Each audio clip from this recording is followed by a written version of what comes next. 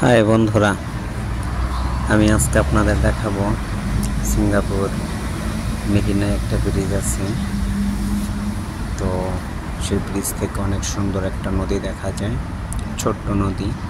সেই নদীতে এত পরিমাণ মাছ আছে যে আপনি কখনো না দেখলে কল্পনাও করতে পারবেন না। কিন্তু সেই নদীর একটা নিয়ম আছে, এখানে আপনি মাছ মারতে পারবেন কিন্তু মাছ খেতে পারবেন না।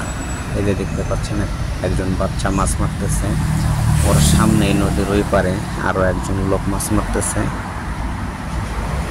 দেখতে পাচ্ছেন। কিন্তু এই মাছগুলো তারা খাইতে পারবে না, যদি খায় তাহলে তাদেরকে জরিমানা করা হবে।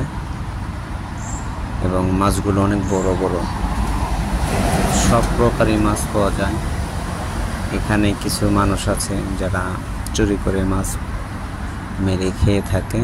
এটা যদি কখনো সিঙ্গাপুর দেখতে পারে তাহলে অবশ্যই সেটা অপরাধের খাতায়